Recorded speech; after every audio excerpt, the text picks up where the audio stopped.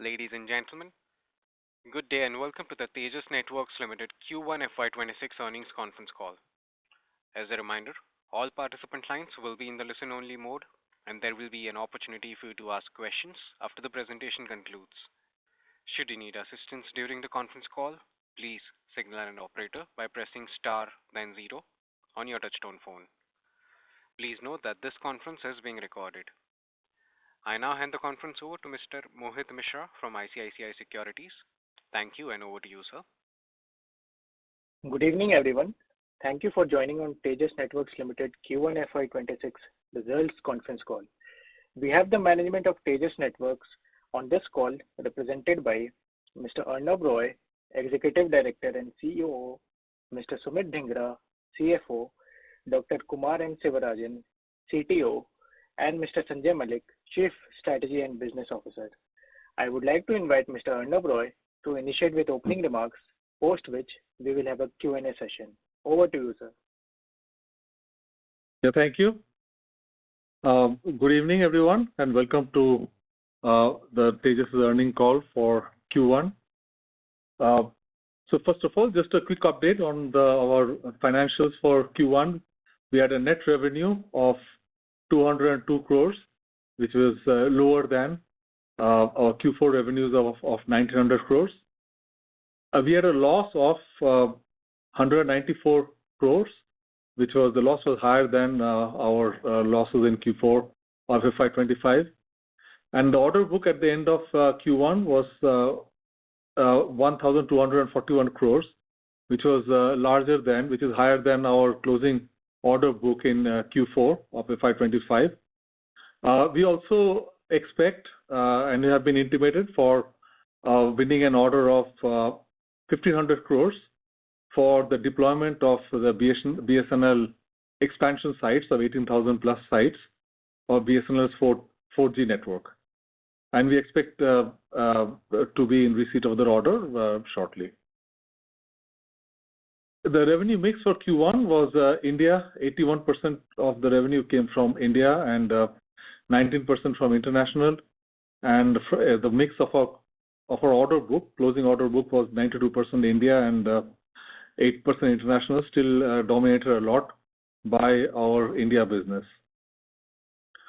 So one of the key reasons for the shortfall of revenue in Q1 was the delayed receipt of PO and shipment of 18,000 sites of BSNL 4G network, which we were expecting to do in Q1, but has got delayed a bit. For a few other customers, we also had delays in getting shipment clearances, and also arrival of inventory.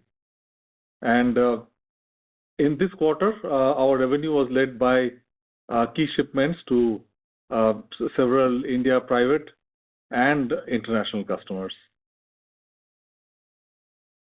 Some of the key highlights for the quarter was that BSNL's 4G expansion project has got started, and they have TCS, our system integration partner, has received the APO for additional 18,000 plus sites, and they have intimated to us that the expected value for 2PO for supply of RAN equipment will be in the range of 1,500 crores. We also received an initial order for a private 5G deployment under BSNL's captive non-public network initiative. And so while this is a small order, this is a important first order for us for this particular application of building 5G, private 5G networks. We also signed a strategic partnership with Rakuten Symphony for developing integrated 5G Open RAN solutions and also take our combined solutions globally. We also entered into a partnership with Intel for integrating our SL3000 direct-to-mobile chipsets in their laptops, and also partnerships with mobile manufacturers such as Lava and HMD to launch D2M-enabled mobile phones using the SL3000 chipsets. We've also started several POCs and engagements with multiple domestic and international operators for 4G and 5G radios both in India as well as internationally. For our wireless business, we received our first order for BharatNet Phase 3 with an SI partner for the supply of IP routers, and we are in engagement with other partners as well for other circles. We supplied our GPON equipment for BharatNet Last Mile Connectivity project in Gujarat.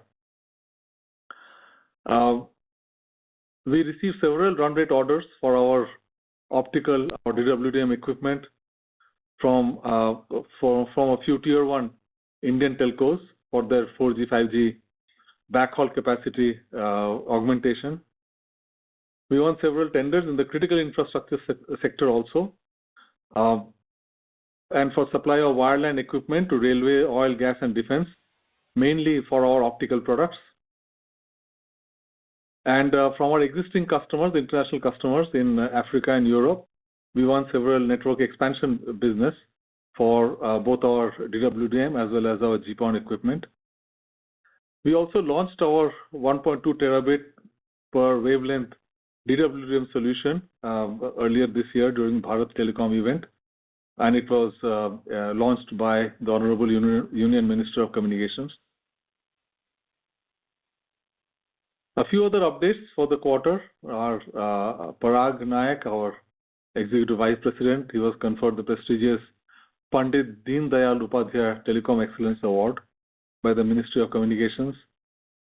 We were recognized as the Supply Chain Leader of the Year for Technology and Electronics at the SCM Middle East Conclave and Awards in Dubai. And we received PLI incentives of 122 crores for Q3 of FY25. I'll now hand it over to our CFO Sumit for giving details on our financials. Thanks, Arnav. Good evening, everyone. The quarter ended June 30, 2025. The revenue for Tejas Networks was 202 crores. Compared to the previous quarter, revenue of 1907 crores. Revenue is lower mainly due to delay in purchase orders, delay in certain inventory arrival and shipment clearances for a few customers. I think, as Arnav briefly mentioned in his statement, our profitability for the quarter at EBIT level was negative 232 crores. This is mainly driven by lower revenue, against which we have significant fixed cost, even though there was an improvement in material margin during the quarter, and also lower variable cost during the quarter helped partly offset the impact.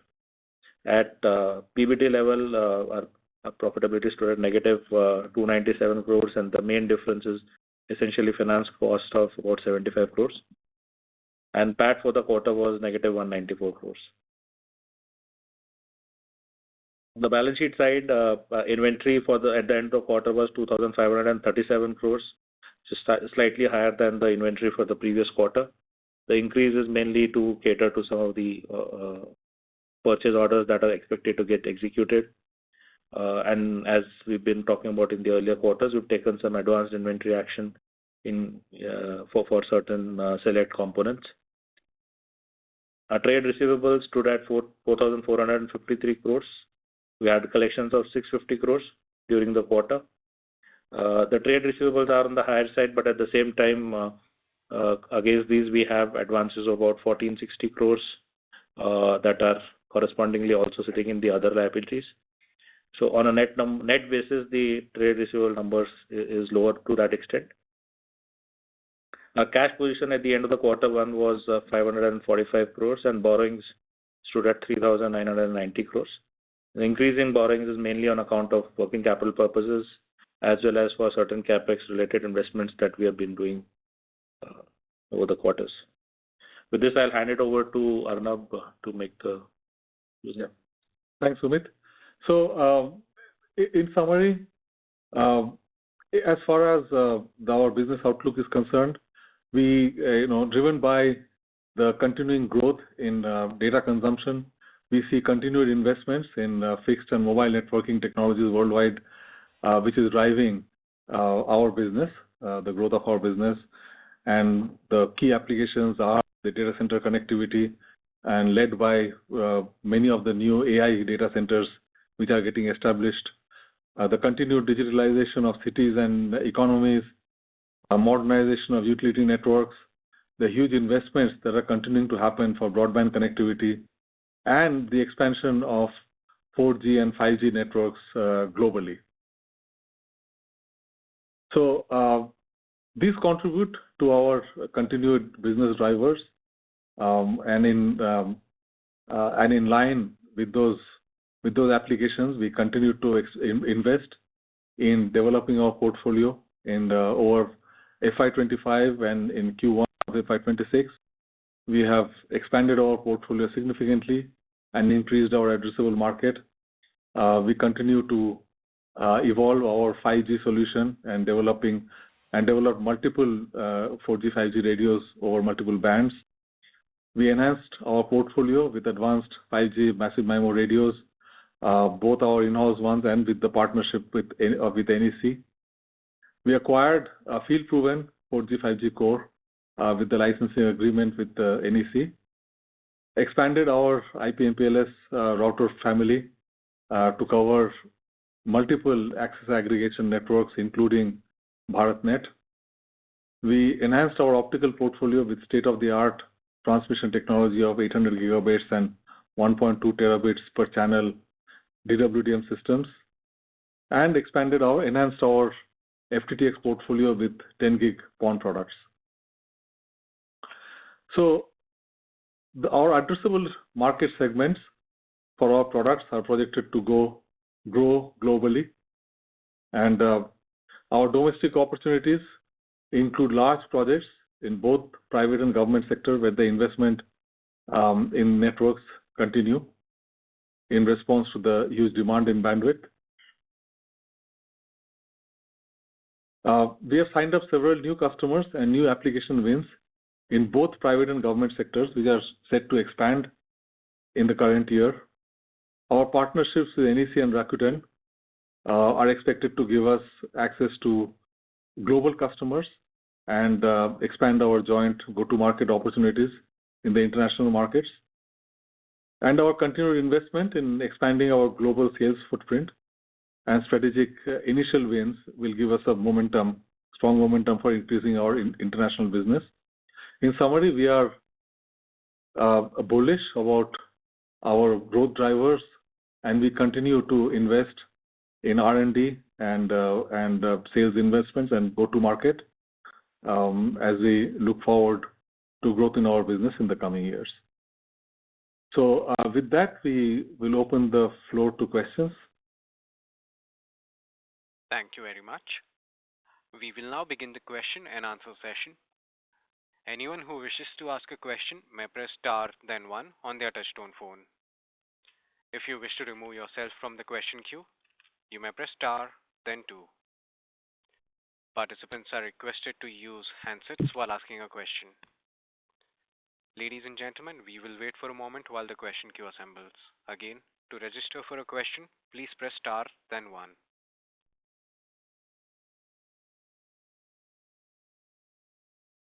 Our first question comes from the line of Vimal Jamnadas Gohil from Alchemy Capital Management. Please go ahead. Yeah, thank you for the opportunity. I hope I'm audible.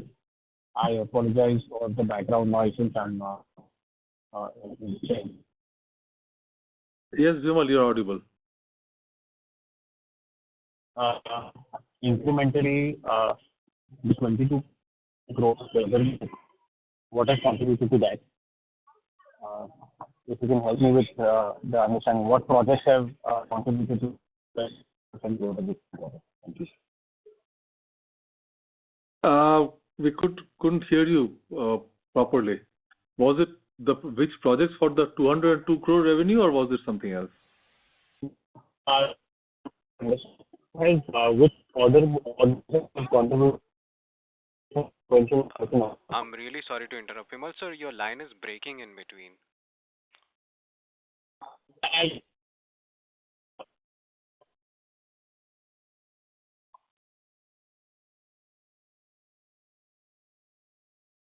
Audible now? So still your line is breaking. Should we move on and let him join again? Sure, definitely. We will also request you to rejoin the question queue. Sure. Thank you. Our next question comes from the line of Pranav Kshatriya from MK. Please go ahead. Hi, thanks for the opportunity. I have, few questions. Firstly, can you give some breakup on, the India revenue? How much is that India private and how much is the government revenue?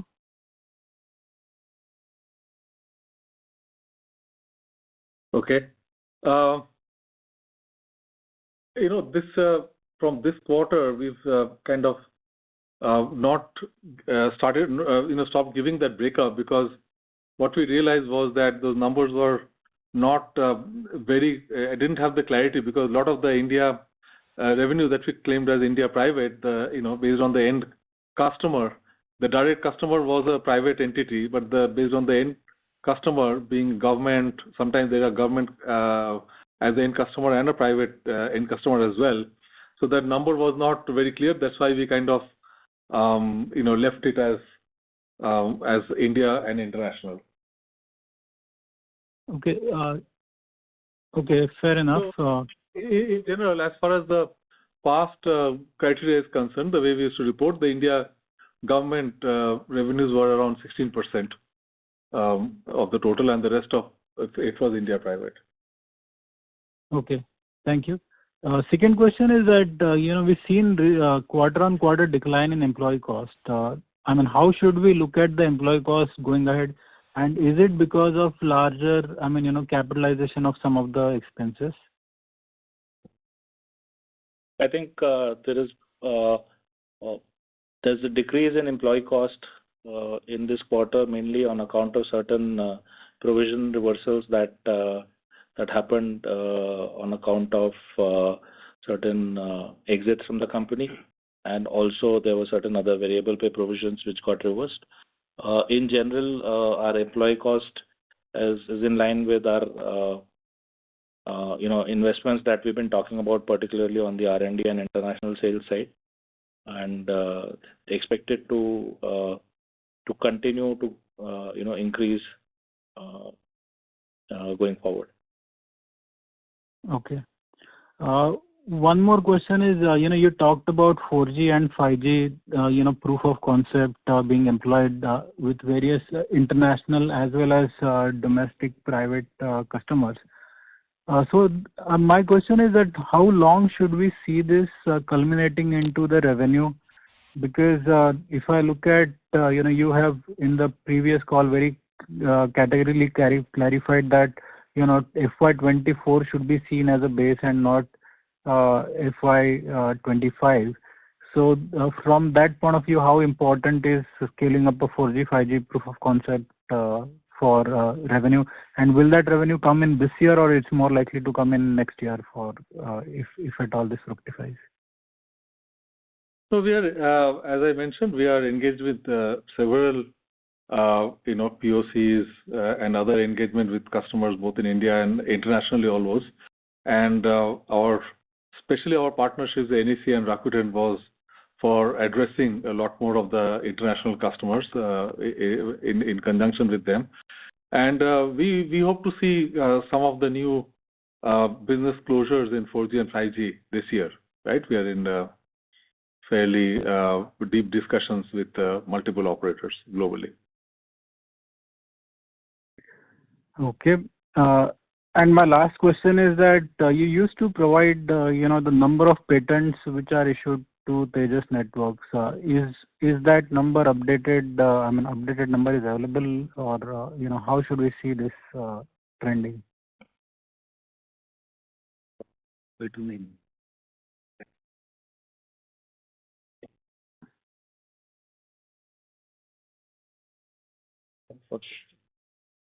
Yeah, the total patents that we have today are 548. Okay. Okay. Okay. Thank you. That's it from my side. I'll come back in the queue for more questions. Thank you. Thank you. Our next question comes from the line of Ritesh from Girik Capital. Please go ahead. Yeah, thanks for the opportunity. Couple of questions on accounts. What does this pertain to allowance for expected credit loss of 18 crore? Is this on BSNL or any other project? It is across our customer base. Basically, every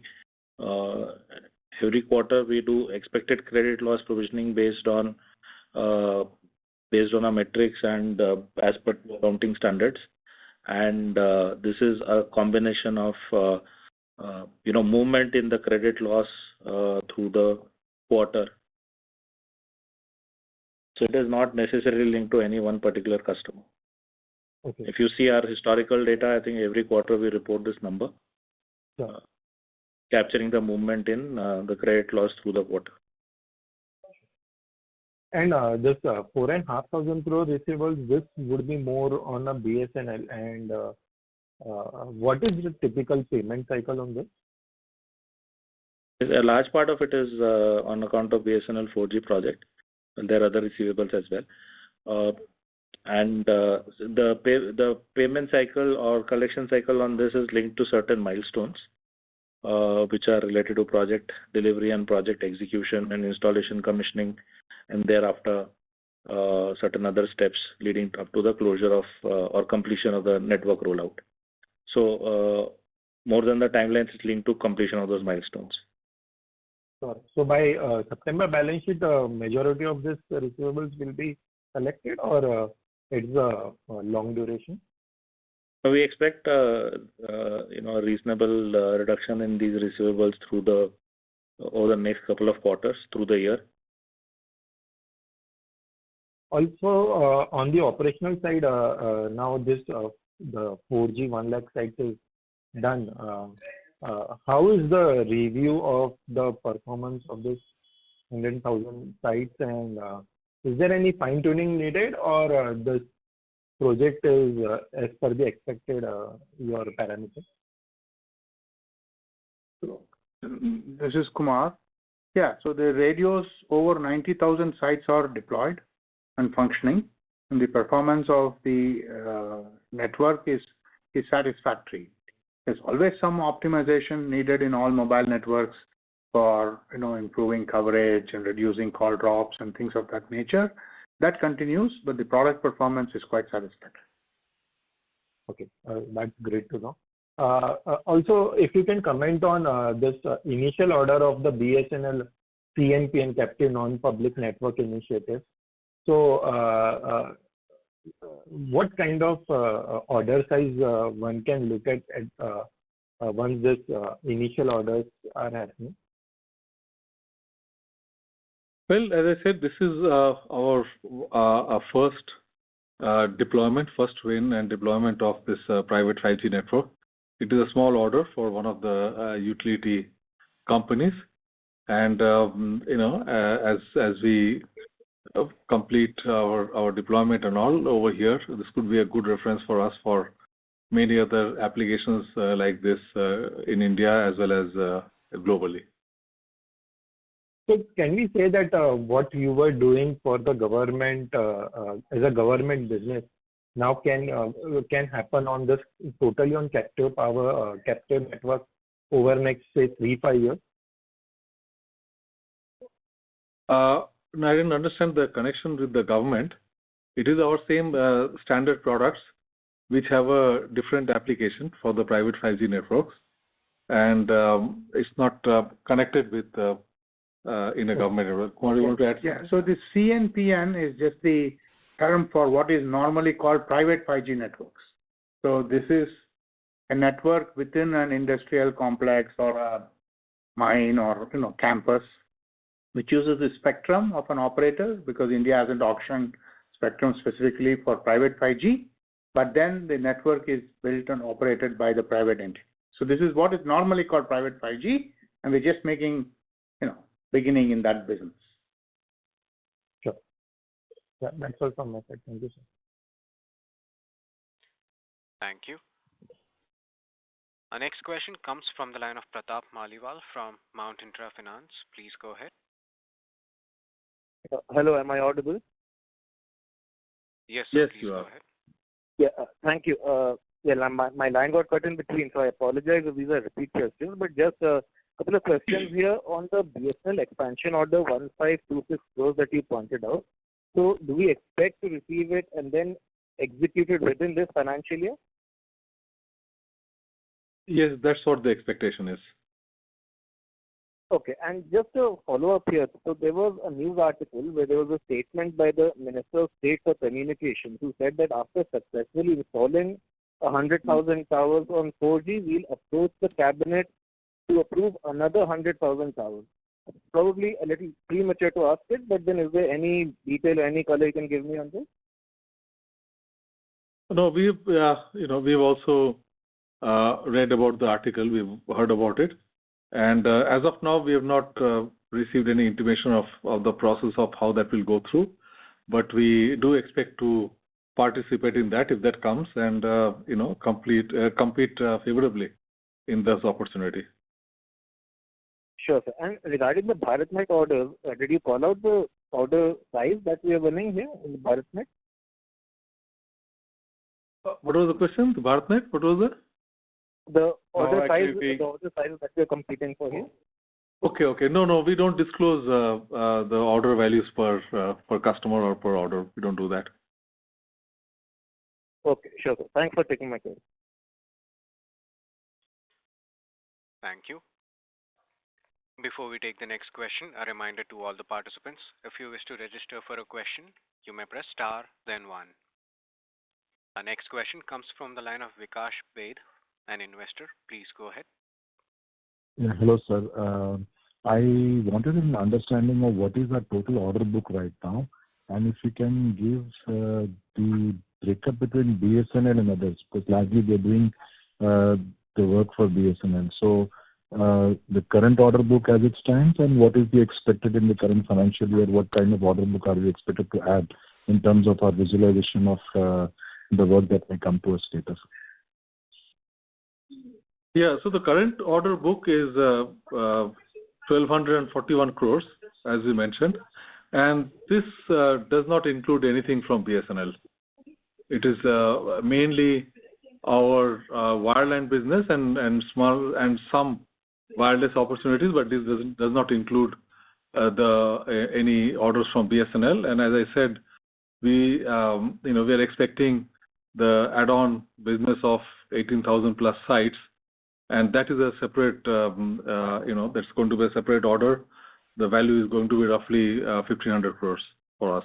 But that's not what is mentioned in the order book of 1,200 crores. Okay, and this is expected to come in the next couple of quarters, the BSNL order? Yeah, it's supposed to come and get executed in this financial year. Okay, and are we also expecting such similar or larger orders from entities other than BSNL? As I said, we are engaged with several operators in India as well as globally for our 4G, 5G products. So in terms of size, what we saw last year of 100,000 sites, a single order, I don't think we'll have something of that size, but there would be, they're looking at multiple opportunities and multiple operators with smaller size networks kind of. Okay, sir. Thank you. Thank you. Our next question comes from the line of Khush Gosrani from InCred Asset Management. Please go ahead. Yeah, hi, sir. Thank you for the opportunity. If you could just highlight more on the recent Rakuten, the partnership that we have done, and what kind of products we could cross-sell, and what kind of, just if you could give more flavor on it, that would be helpful. Yeah. So Rakuten is a well-known provider of one component of the Open RAN solution, what is called the CUDU, and Tejas. So we are working with them to offer a joint solution with Rakuten CUDU and Tejas radio units to customers worldwide. So that's the nature of the collaboration. Sure. And so how Rakuten equipments have been used? So where majorly what my understanding was in Japan, but outside Japan, how has been their performance? I believe they are used in Japan and Europe and other places around the world. I'm not aware of all the countries. They are used outside of.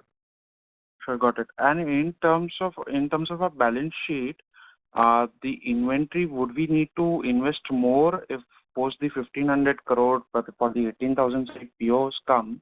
Would we require more debt to increase our inventory to procure the inventory, or the debt level should remain around 4,000 crores?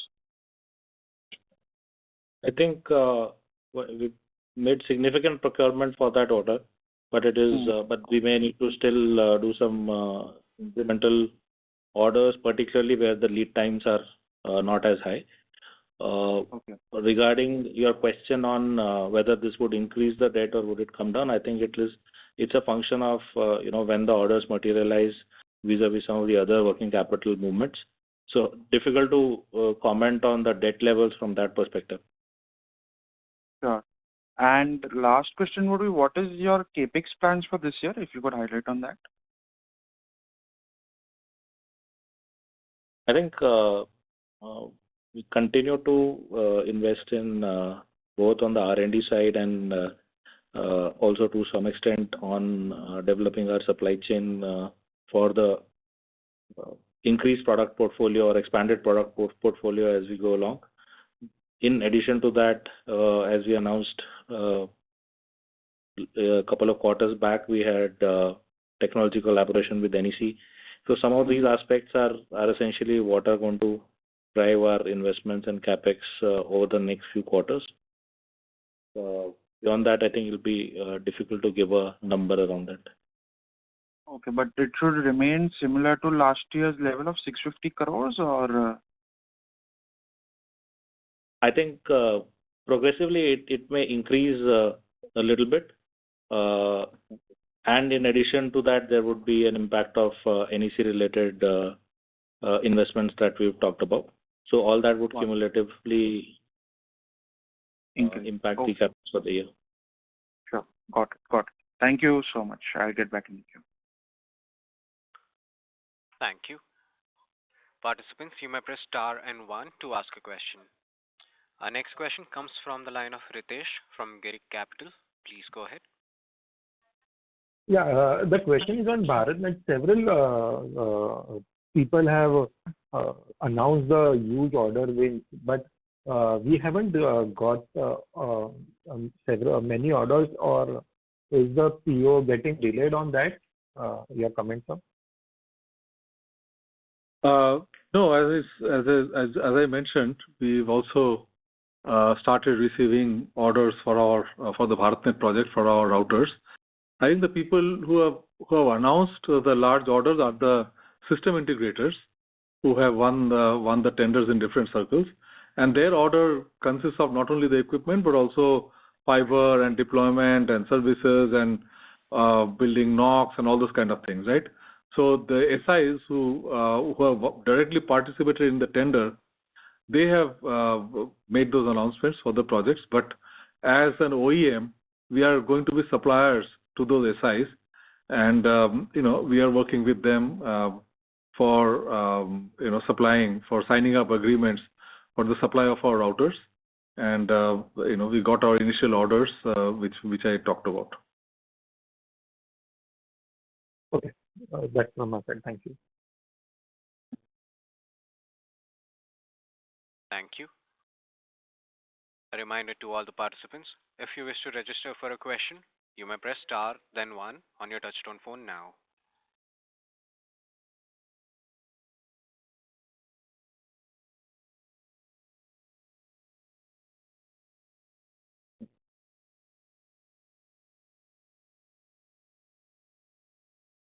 Participants, you may press star, then 1 to ask a question. Our next question comes from the line of Kush Gosrani from InCred Asset Management. Please go ahead.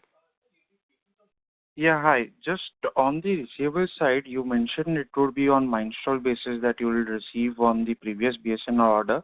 but these milestones should get completed in next 1 year, or it will take more time to, reach these milestones?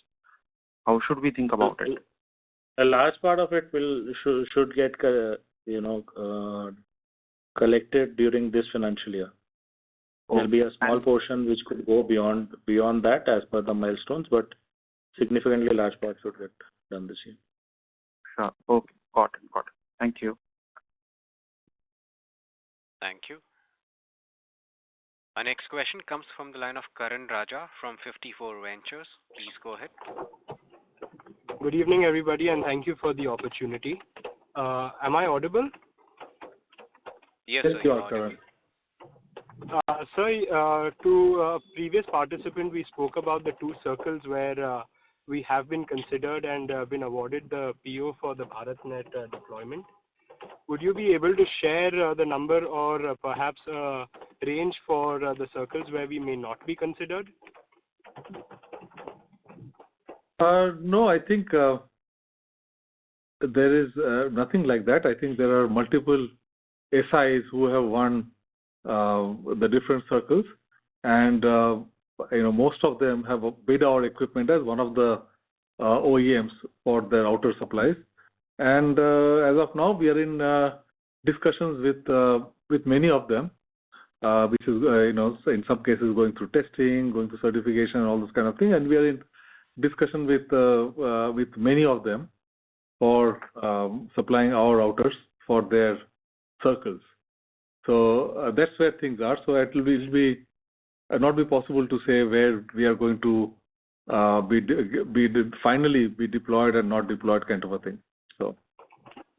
No, that's fair. Thank you for that clarification. Another question, and perhaps this was discussed in the past.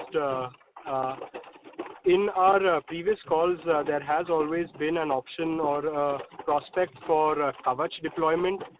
Can you please speak about that? Is that an opportunity we are still considering or not?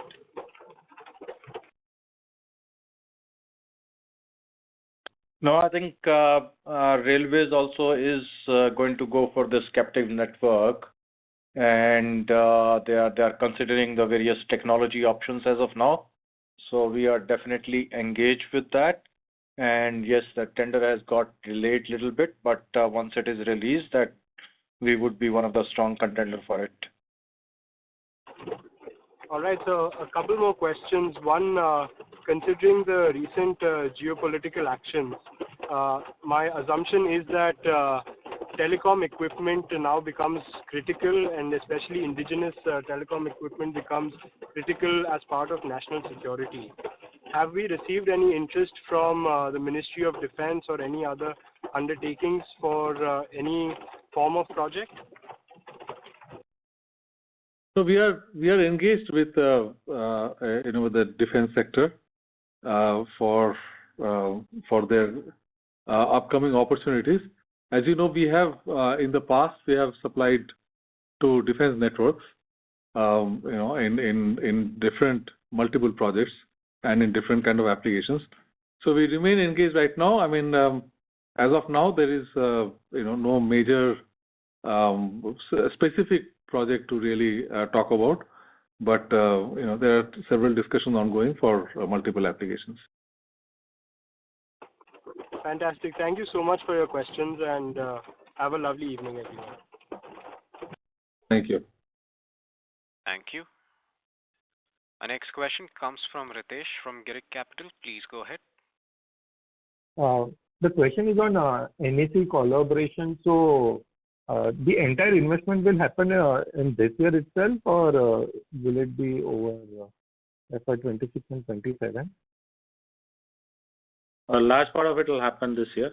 I think maybe a small portion it could trickle down to the next year as well. Okay. And what are when do we see the revenue flowing out of this investment? Yeah, as I said, we are engaged with multiple customers, including the existing customers of NEC, and we hope to see some wins and project closures in this financial year. Great. Thank you, sir. Thank you. As there are no further questions from the participants, I now hand the conference over to Mr. Arnab Roy for closing comments. Thank you. So I would like to close by saying that the global, our business opportunity, our business driver still looks quite strong based on the demand for data and bandwidth growth. So we remain bullish about our future, and we continue to invest in R&D for developing, expanding, and evolving our products, and as well as invest in partnerships and other sales growth globally in line with the opportunities that we see. And over a period of time, we do see significant growth in our business as we continue to execute on our business plans. So thank you, and thanks to everyone for taking the time and attending the conference. And with that, I'd like to close the call. Thank you. Thank you. On behalf of Tejas Networks Limited, that concludes this conference. Thank you for joining us, and you may now disconnect your lines.